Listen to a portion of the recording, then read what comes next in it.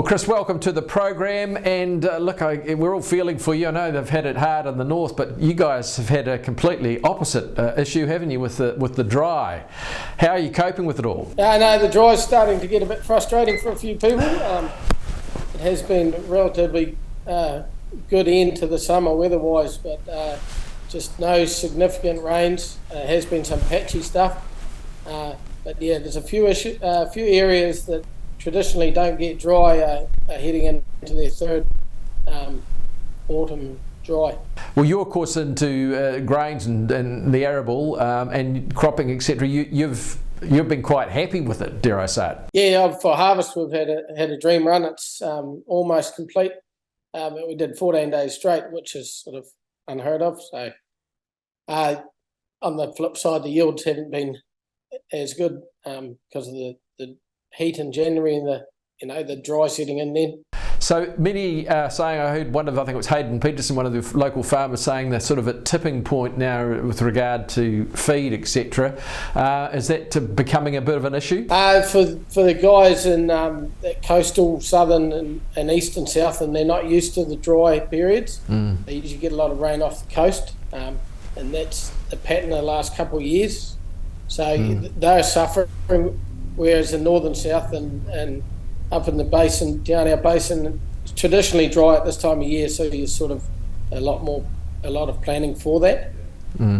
Fortunately, there's been a lot of supplements made in the province earlier in the season, so that tipping point will be having to start feeding or destocking. Now, they haven't declared this as a sort of a medium adverse event as such, whereas I think last year at about a similar level, if not even slightly better, it was declared that.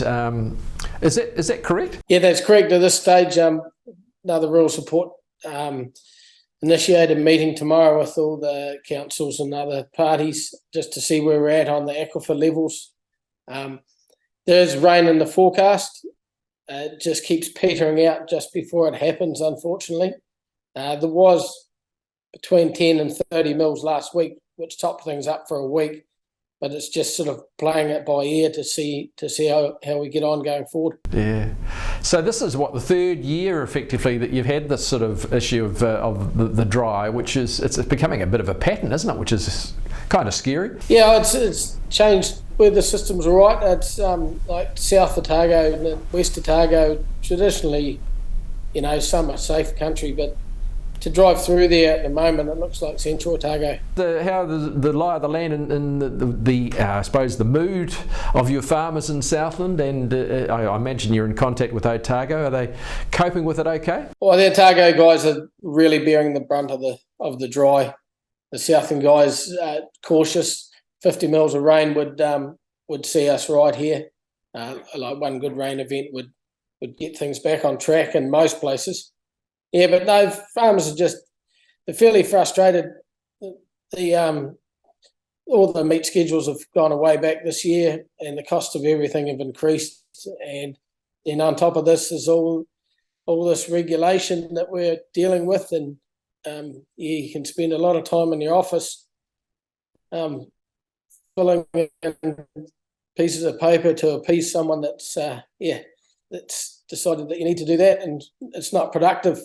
People want to get out on the land and be productive. What generally in the last couple of years has the winter been like that's followed these really dry summers? Usually following a dry summer you get a very favourable autumn, which lasts right through to the end of May before winter really arrives. Because the ground conditions are dry, it takes a lot longer to fill it all up and to get wet. So yeah, you do get a favourable end to autumn.